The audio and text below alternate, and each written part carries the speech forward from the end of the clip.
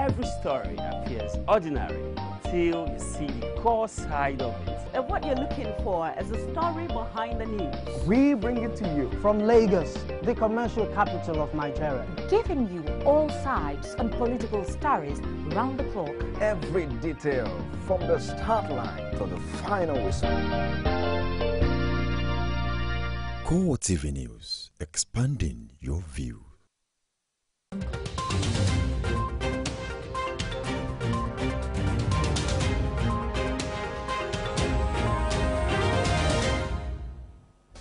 A very good evening to you and welcome to CoreTV Primetime News. I am Nena Oragwa.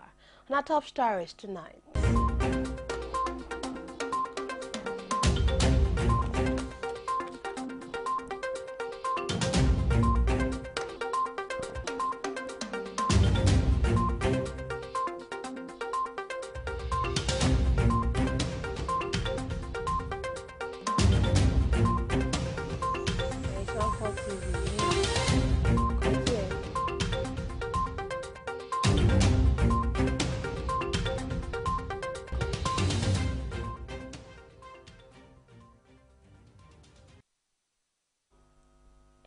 Thank you so very much for joining us tonight. In our first story, President Muhammadu Buhari has insisted that he is yet to be convinced that the vast majority of ordinary Nigerians will derive any tangible benefit from a devaluation of the naira.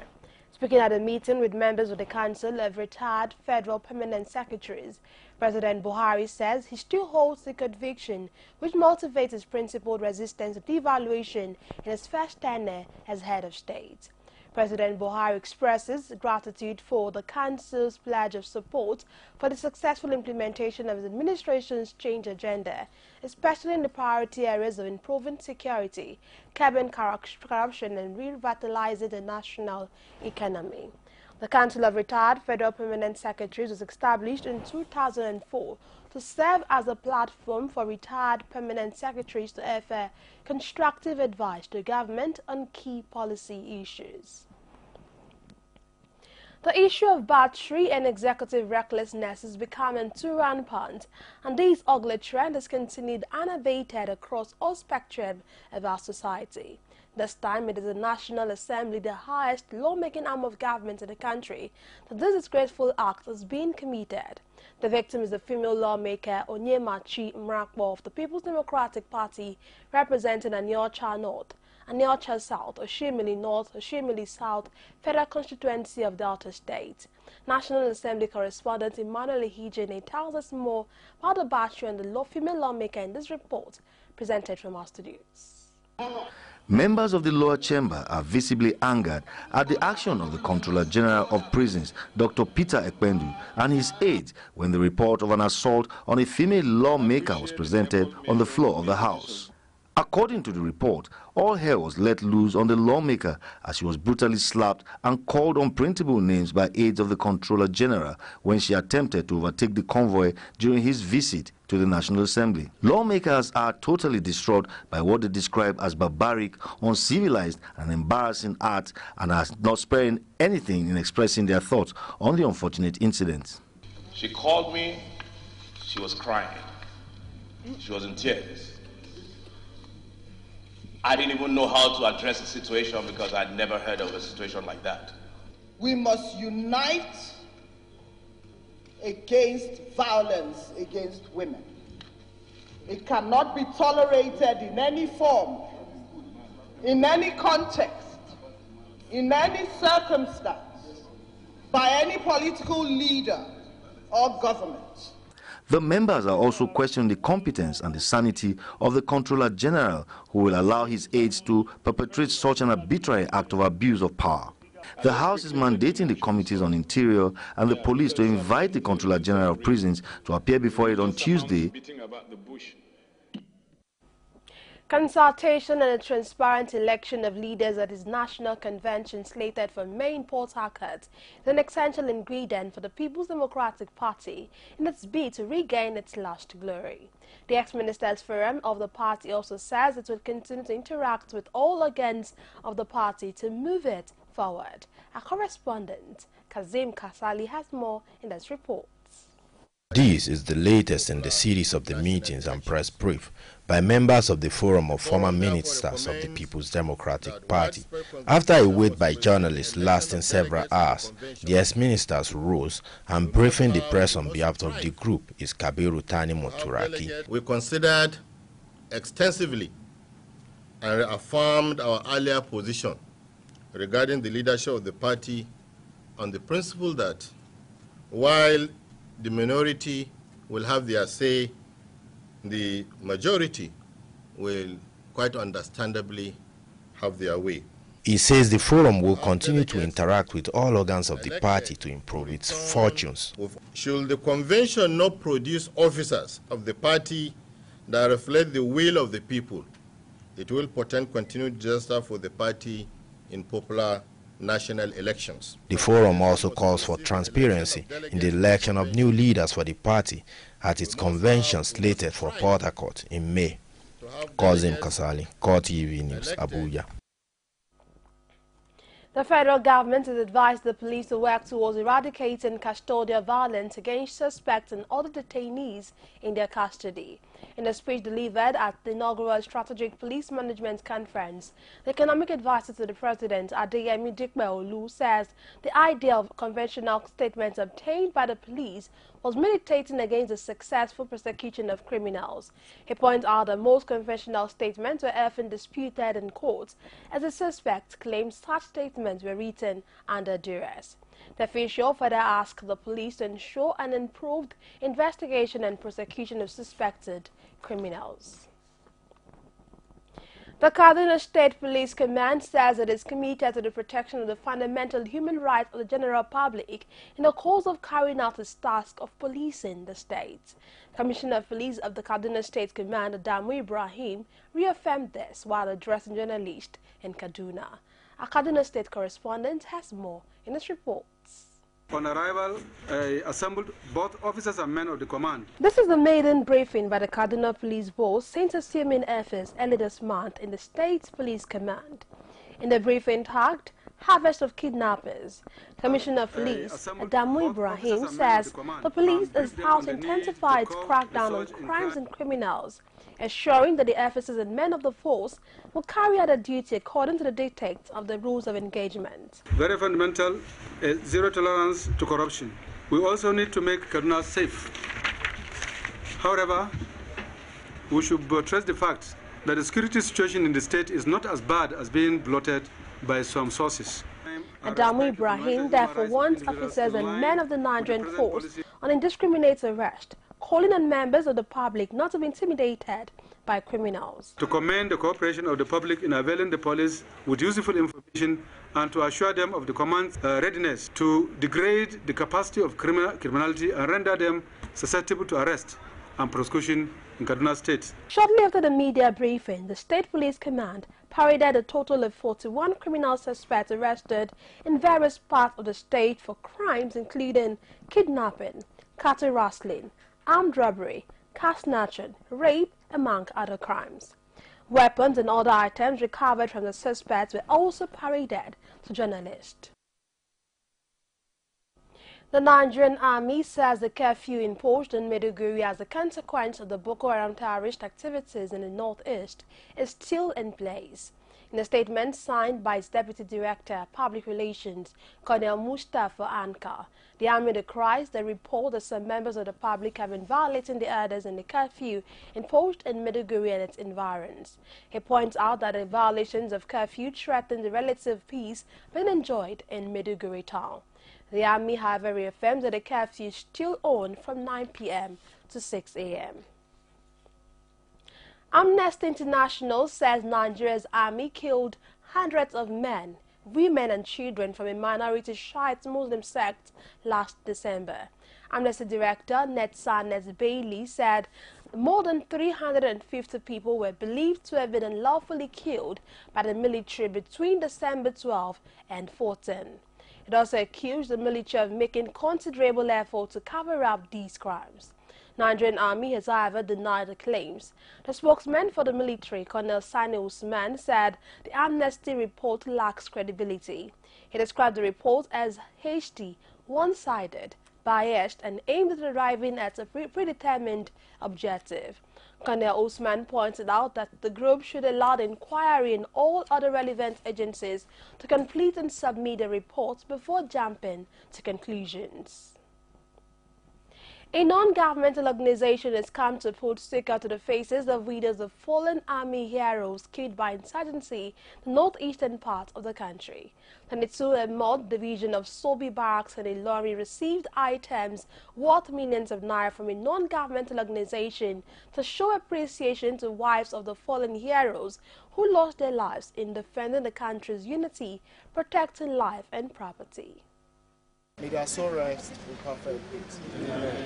While presenting the items, the spokesperson of the NGO, Jimmy Esson, describes the fallen army heroes as nation fighters who must be remembered every second in a day because they paid the supreme sacrifice for the unity of our nation. Every day we open the social media, we will see, one army officer killed by Boko Haram. We will see families of army officers suffering. So we felt, we don't have money to give these people, but we need to appreciate these people for supporting us, for defending our nation, Nigeria. Receiving the items on behalf of the Brigadier Commander, Major Matthias Obi expresses his satisfaction and urges other NGOs to emulate the gesture so that widows of fallen heroes will not be forgotten. I don't want to talk much. Silver and gold we don't have, and to pray that may God, who sees in the day and in the dark, continue to crown your efforts, continue to reward you, and then continue to empower you so you do more to other families in other cantonments too. It is expected that all the well-meaning Nigerians would support the plight of not just these widows, but others who have been adversely affected by the insurgency in the northeast. The Plateau State Command of the Nigerian Security and Civil Defense Corps says it is ready to clamp down on illegal miners in the state. The State Commander of NSCDC, Felix Bolade, disclosed this in an interview with our correspondent in Jos. The report is presented from our studios. The solid minerals. According to Felix Bolade, although Plateau State is richly blessed with solid minerals, no one is allowed to mine them illegally because it is a commonwealth of all to be handled by the government. He adds that one of the core mandates of the Corps is the protection of all solid minerals in the country. It's our mandate that seeks to protect the solid minerals of the country. All the solid minerals in the country are to be protected against illegal activity. Bolade frowns at the activities of illegal miners who he says now carry out their business in broad daylight. All the critical infrastructures, assets, national assets and infrastructures in the country are vested on the Nigerian Security and Civil Defense Corps for a 24/7 protection. Surveillance protection. Bolade solicits the support of the general public in curtailing the activities of illegal miners, whom he says are eroding the commonwealth of the nation. It is evident that to resolve the conflict that Nigeria has witnessed in recent times, there is need for the involvement of religious and traditional institutions conventionally acknowledged for building if the spirit of peaceful coexistence, considering the level of interaction with members of the society.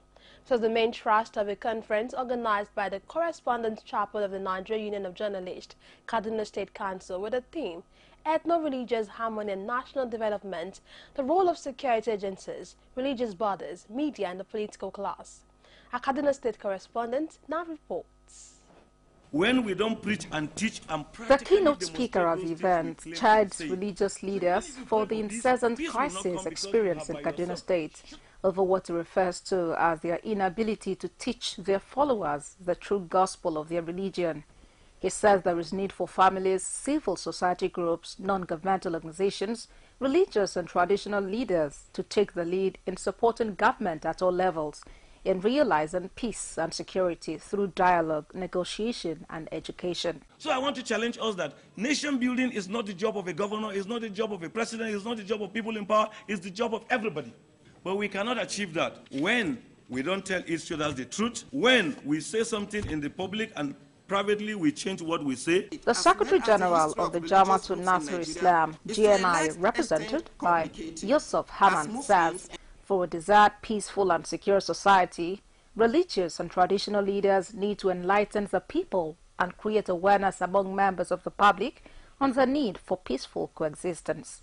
The history of Nigerian state, as well as the history of religious groups in Nigeria, is to a large extent complicating, as Muslims and Christians continue dialogue towards harmonious coexistence in Nigeria is paramount. Another speaker at the event calls on the National Assembly to enact a law that will compel publishers and media owners to pay salaries of their staff regularly. The issue of negative reporting, the issue of reporting issues that will promote peace and unity, the issue of reporting development journalism will be a reality. Earlier in his welcome address, the chairman of the Correspondence Chapel says the union deemed it fit to organize a conference considering the challenges facing the nation, adding that the media have a critical role to play in fostering peace and unity among Nigerians. Join our renewed determination to contribute our quota toward having a harmonious Kaduna state, where people will no longer be treated by the basis of religions or by religions they profess or ethnic background they come from. Highlight of the event was presentation of awards to some eminent personalities.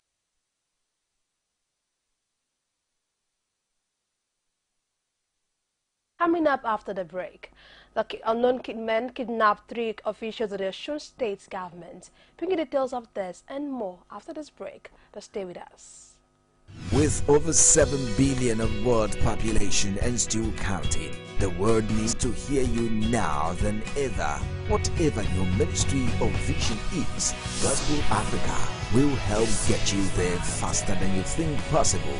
For inquiries and participation, contact 009 503 3859 or 0812 076 0011 or visit www.gospelafricang.com. Gospel Africa, your #1 media solutions for the church today. Gospel Africa, showing on this station at this time. Every day, every hour, and every minute, news break in Nigeria. Things happen so fast, it's most times difficult to track and comprehend them. But that's what we do right here on Digi360. 2015, would you want to come back again? It's like asking Jesus Christ if he knew he was going to die, will you want to come back as the savior of the world again? We do not just help you track the stories, we break them down, explore all the angles, analyze the issues so that you can fully comprehend the stories and use them to make the right decisions.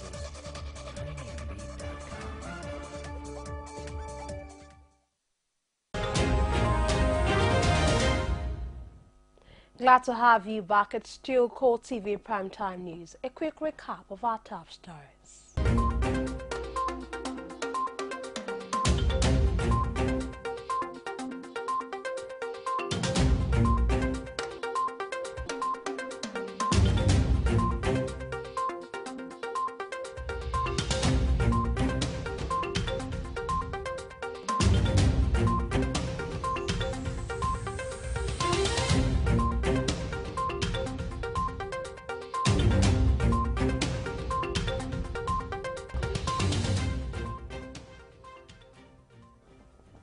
For these top stories and more than your stories, join us on our social media platforms, facebook.com/CoreTV News, on Twitter at CoreTV News NG, and on our YouTube channel, youtube.com/CoreTV News. The Osun State government has alerted the general public and the unfortunate kidnap of 3 of its officials today, April 22, 2016, in Kogi State. According to the head of service of the state, Yinka Oweye, in a press statement issued and made available to newsmen in Oshogbo, the kidnapped officials are the Permanent Secretary, Minister of Finance, Adebimpe Ogunlumade, Director, State Audit, Tajuddin Badejoko, and the driver, Ladakbo Ajani Arogundade. The head of service says preliminary information available indicates the gunmen accosted them between Obajan and Lokoja, the Kogi State capital, and forced to stop before the 3 officials were violently whisked away. Uwaya State further that the officials were returning from Abuja where they attended the briefing on the state and local government reforms project, a World Bank and European Union program. The HOS informs further that the government has alerted all necessary security agencies nationwide in general and Kogi State in particular towards the safe release of the 3 abducted officials. We discussed over whether the local government elections into the 18 local council areas of Ondo State will hold or not. The Ondo State Independent Electoral Commission, ODEC, has continued to finalize preparations for the elections scheduled for tomorrow, April 23. Meanwhile, the Ondo State Police Command has organized a stakeholders meeting comprising of heads of security agencies in the state, leaders of political parties participating in the election, and community leaders in the need for peace and security during and after the election. In the meantime, the last lawsuit filed by some stakeholders opposed to the local government election, seeking to get a restraining order from the court to stop the election, suffered yet another defeat this afternoon as the judge of the Federal High Court sitting in Akure, Justice Folashade Olubanjo, yet again dismissed the suit, claiming her court lacked jurisdiction. Tomorrow's local government election in Ondo State is the first one to be held by the Governor Olusegun Mimiko's administration, which has just 10 months to the end of his administration. Politicians and all participants in an election must embrace attitudinal change for the nation's democracy to continue to grow. The Independent National Electoral Commission says it will not leave any stone unturned in its bid to continually improve on the nation's electoral process. Our correspondent, Kazim Kasali, has more in his reports.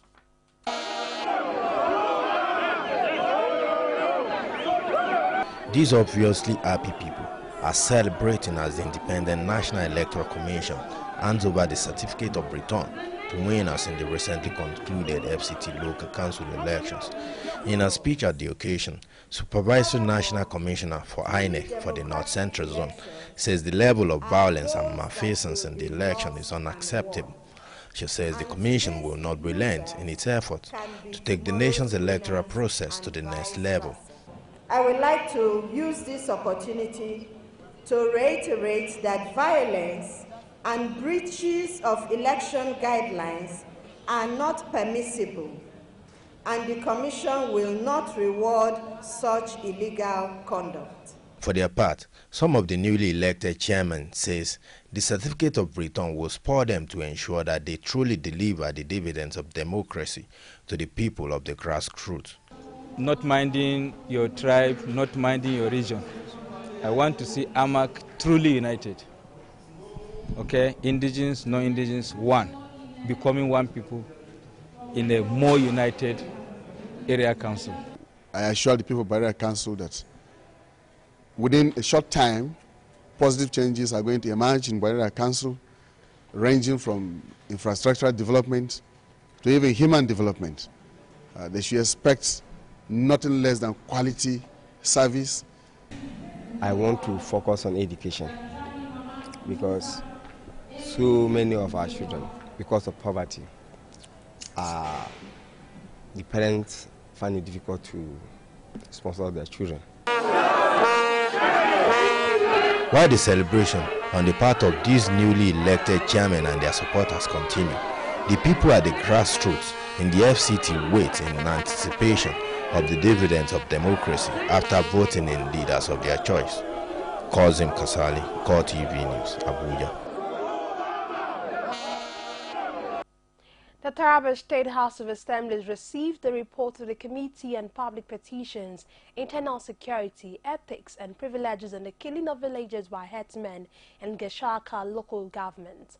The report has been forwarded to the executive for a careful study and action to forestall further occurrences. Our correspondent, Udwak Godwin, has details of the story. Presenting the report during plenary, the legislators agree that the situation at the IDP camp at Kashaka is pathetic and requires more attention by the state government as thousands have been displaced of their homes.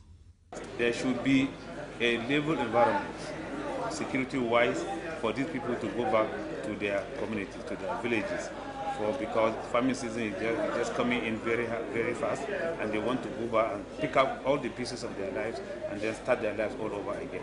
Their recommendations include beefing up security in Kashaka and Bali local government areas to prevent further invasion of Kababi and its environs.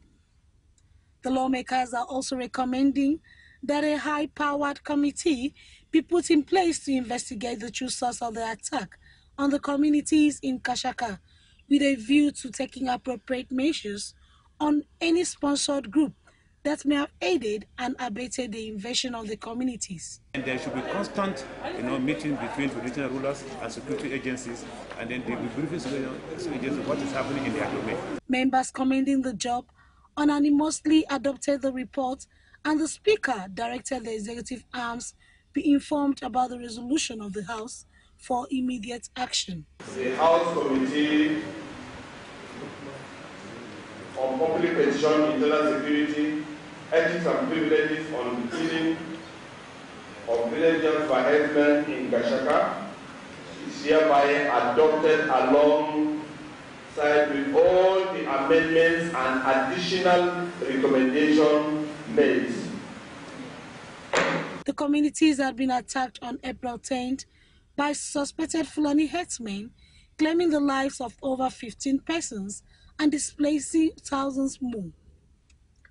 From the Taraba State House of Assembly, Udwak Godwin, CoreTV News, Jalingo.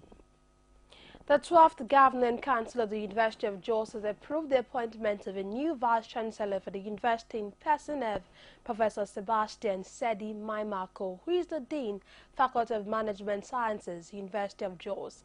This follows the Council's consideration of the recommendation of its selection board at a special meeting held today, April 22, 2016. His appointments will take effect from June 23, 2016. The appointment is for a single term of 5 years. Professor of Accounting and Finance Sebastian Maimako has held several administrative positions in the university, including the Dean, Faculty of Management Sciences, Deputy Dean, Faculty of Management Sciences, Deputy Dean, Faculty of Social Sciences, Acting Head, Department of Management Sciences, all in the University of Jos. A 1987 graduate of Management Studies from the University of Jos, Professor Maimako, 54, took up appointment to the University of Jos in 1989 as a graduate assistant. He was promoted to the rank of professor in 2010 and appointed Dean, Faculty of Management Sciences on April 1, 2015. Professor Maimako obtained a master's degree in business administration in 1992 and bagged a Doctor of Philosophy, PhD in management in 2006. The federal government of Nigeria says to establish a national research and innovation fund to harness scientific innovations across the country. The Minister of Science and Technology, Wunaya Ono, disclosed this to journalists after a meeting with delegates from the Lagos Chambers of Commerce in his office in Abuja. He said a planned fund would complement the 2016 budgetary allocations for the development of technology villages. The minister also discloses that the ministry intends to build the technology villages as a rallying point for innovative Nigerians. The United Nations World Tourism Organization is to work with the federal government to boost tourism in the country. The Minister of Information and Culture, Lai Mohammed, made his name during a meeting with the U.S. Secretary General Talib Rifai on the sidelines of the Commission for African meeting in Abidjan, Côte d'Ivoire. Mohammed says the Global Tourism Agency has agreed to design a 2-year plan of action to promote tourism in Nigeria.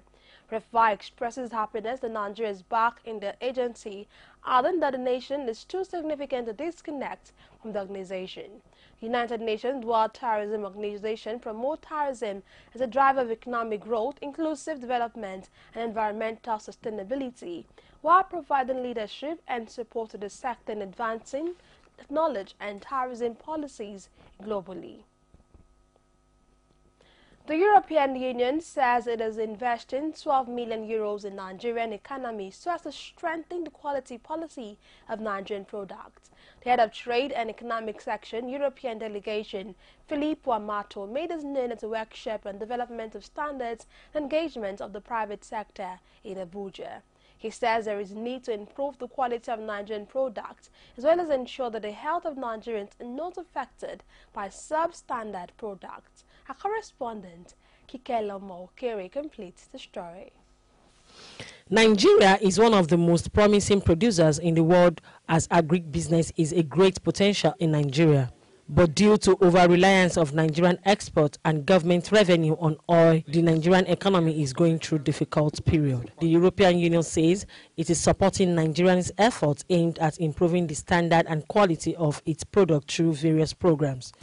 The ACP-EU TBT program, for which we are here today, is one of them. But there are other projects, and an important one funded by the EU is the National Quality Infrastructure Project, which is implemented by UNIDO.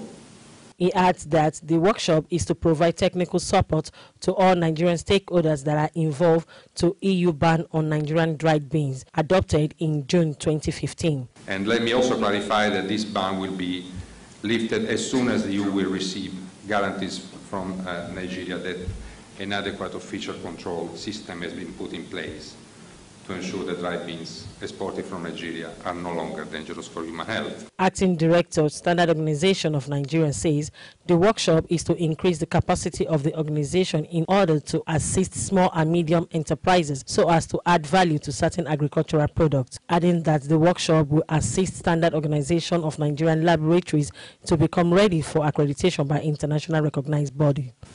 The food and chemistry laboratories have been accredited to international standards.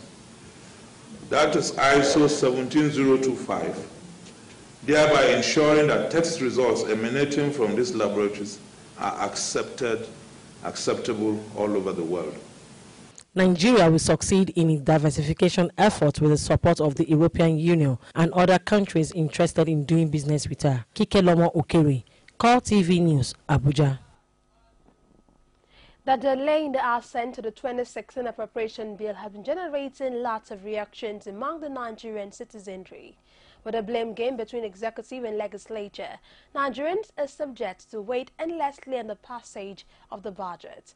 Our correspondent has more from this report on a steaming and ever participatory program called Digest. All may now have come to an end about the 2016 budget, as the executive and legislature continue with the blame game syndrome. On our program called Digest, analysts insist that the executive arm of government should have a cordial relationship with the legislature in order to ensure smooth passage of the budget. If you understand the background of this, you discover that there were complaints that there were duplicities, multiple or repetitions of certain things that swole the budget. Even up to like 30 billion or so. And that was what the executive had submitted to the legislature. Legal practitioner on the show proffers solutions that can be used in settling the ongoing budget crisis. Federal Executive Council, you come together weekly, look at what you have done, analyze, think of the best way forward, rejig the policy, and make sure that it works. What works is a goal backed up with plan, and then the action to carry them out. Callers were able to bear their minds on the program. The whole system is in a mess. I can tell you that from the budget to the government. I'm not criticizing the APC government, but let's tell ourselves the truth. The truth that the budget itself, the first time I saw that that budget is deficit. It's not workable in Nigeria. The budget itself is a major strategy by the political parties in order to fulfill their campaign promises. And then the essence of the budget is to establish and to increase the level of welfare. This problem is going to be unending. One, why? Until we practice true federalism, fiscal federalism, there's still going to be a problem. Each state should be able to collect its own resources and pay tax to the federal government. It is hopeful that the government will take proactive decision in ensuring quick passage of the 2016 appropriation bill. The African Tax Administration Forum says taxation owns the key to economic emancipation of the continent in the face of dwindling revenue from crude oil. The forum reiterated this while briefing journalists after a closed-door meeting with Vice President Yemi Osinbajo at the Aso Rock Villa. State House correspondent Abiola Oluwole has more on the visits. The global crash in crude oil price is no doubt having a negative impact on oil-producing countries. Exploring creative ways out of the effect of the revenue shortage is consistently generating attention from policymakers. The meeting of the African Tax Administration Forum with Vice President Osinbajo, according to the body, is to further the call on the need to place more attention on taxes as means of revenue to government. The AU has directed that we need to mobilize domestic resources rather than to depend on donors from outside all the time. So that is our task as revenue administrators. The chairman, Federal Inland Revenue Service, maintains that without taxes, meaningful development will continue to be a mirage. What we're discussing are different strategies. We exchange ideas and also try and learn from each other the best way to move forward to ensure that taxation is brought to the point where we can beat our chest and say that Africa as a continent is self-sufficient financially through taxation. ATAF is also calling on government to make taxes the bedrock of the economic diversification. From the presidential villa in Abuja, Abiola Oluwole reporting for CoreTV News. We'll take another break now, return with more stories on CoreTV Primetime News. Just stay with us. You know, Angela, that's a very difficult question. It is difficult to respond to that question. Angela, that's a great question. Great question, Angela. Angela, that is a very great question. That's a great question, Angela. Okay, that's a great question. Yeah, very good question. That's a good question. That's a good question. That's an interesting question. This is an interesting question you pose. 60 Minutes with Angela. Again, answers to every question you always wanted to ask.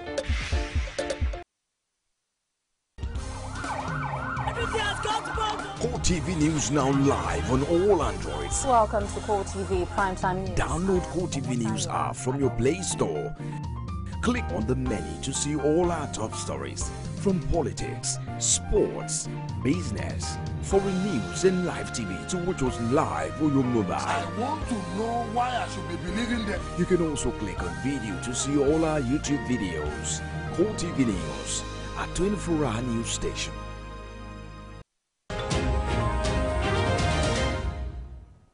Glad to have you back on the foreign scene. More than 165 world leaders have gathered at the UN headquarters to sign the Paris climate deal and get the ball rolling on plans to check global warming. Held on Earth Day, today's ceremony in New York City comes 4 months after the deal was clinched in Paris and marks the first step towards binding countries to the promises they made to cut greenhouse gas emissions. French President Francois Hollande and Canada's Justin Trudeau joined John Kerry, the U.S. Secretary of State, for the ceremony attended by more than 165 governments, the largest single-day signing of international agreement. While the U.S., China and India, the world's top greenhouse gas emitters, will not be represented at the highest level, leaders of island states such as Fiji, Tuvalu and Kiribati, facing existential threat from rising sea levels, will formally present the already completed ratification by their parliament. The Paris Agreement will come into force as soon as 55 countries responsible for 55% of the world's greenhouse gases have ratified the accord. U.S. President Barack Obama has arrived in the United Kingdom for a 3-day visit, making an appeal for Britain to stay in the European Union. In an op-ed published by The Telegraph shortly after his arrival in the British capital, Obama said being inside the EU magnifies Britain's influence across the world. In his article, Obama argued that the UK had benefited from being inside the EU in terms of jobs, trade, financial growth and security. He said this kind of cooperation, from intelligence sharing and counter-terrorism to forging agreements to creating jobs and economic growth, will be far more effective if it extends across Europe. Mexican President Enrique Peña Nieto has announced a proposal to relax some of the country's drug laws. Peña Nieto said no criminal prosecution will be undertaken against persons who have in their possession a quantity of 28 grams of marijuana. The plan would see medicinal marijuana legalized and increase how much cannabis people can carry, which means there would not be criminal punishment for consumption anymore. About 150,000 persons have died since former President Felipe Calderon dispatched the army to Mexico Street as part of the country's war on drugs a decade ago. Peña Nieto's proposal is a big step away from his long-held resistance to discriminalizing some drug use, but some analysts say the measures do not go far enough in the battle the country is clearly losing. If this bill passes, it could also impact Mexico's prison population, as anyone in jail for possession of 28 grams or less marijuana would be freed. We now move on to sports. Power style, and that's what he delivered. The Nigeria Football Federation says it will lodge a strong protest to the Confederation of African Football over the conduct of Etoile du Sahel supporters in Sousse on Wednesday night. Commending the efforts of Nigerian champions Enyimba FC in reaching the group stage of the CAF Champions League, the NFF president Amaju Pinnick says the action of the Etoile's supporters is not football. He says what happened around the Stade Olympique in Sousse on Wednesday bordered on extreme intimidation of the opposition. He calls for peace, love and friendship in sports. Real Madrid forward Cristiano Ronaldo has been described as untouchable by his manager Zinedine Zidane, who confirmed the Portuguese will miss his first La Liga match of the season at Rayo Vallecano on Saturday. The Spanish club's all-time leading scorer Ronaldo played all 34 league games and 10 Champions League matches in the campaign before straining a tie muscle in a 3-0 win over Villarreal on Wednesday. Ronaldo sits out the Rayo game to ensure he will be fit for Tuesday's Champions League semi-final first leg against Manchester City. Real are third in La Liga, 1 point behind Atletico Madrid and leaders Barcelona after winning their last 8 league games. The president of World Football Governing Body, Gianni Infantino, has expressed satisfaction for preparation for the 2018 FIFA World Cup. Infantino, during his first visit as FIFA president to the 2018 World Cup host Russia, notes he was able to discuss with the local organizing committee and the Russian Football Union the various ongoing projects and is impressed. Infantino is optimistic that the 2018 edition of the FIFA World Cup will be the best ever. The World Anti-Doping Agency, WADA, has suspended China's National Anti-Doping Agency laboratory for up to 4 months for submitting 2 false negative results during blind tests in October. WADA says the ban can be lifted early if the laboratory meets WADA's demands of taking 5 remedial steps. The laboratory has 21 days to appeal against the decision at the Court of Arbitration for Sports. The laboratory statement, however, indicates that it would aim to meet WADA's requirements, which have not been publicly announced. During the suspension, samples must be transported securely to another WADA-accredited laboratory. WADA seeks to improve standards following a series of recent doping scandals, and last week revoked accreditation from the national laboratories in Moscow and Lisbon. Russia's Athletics Federation was suspended by athletics governing body the IAAF in November after being accused of state-sponsored doping. And finally, Liverpool FC's Anfield will host this year's Four Nations final, the first rugby league match for 19 years to be staged at the home of Liverpool Football Club. Participating countries include England, Scotland, New Zealand and Australia. The competition begins on Friday, October 28, with the finals on Sunday, November 20. The Olympic Stadium in London has also been chosen as a venue, with England taking on Australia there in the final group match on Sunday, November 13. Rugby League has been played at Anfield only twice. 1991 World Cup challenge game between Wigan and Australia champions Penrith and St Helens against Castleford in Super League in 1997. And that's it on CoreTV Primetime News. But before we go, a quick recap of our top stars.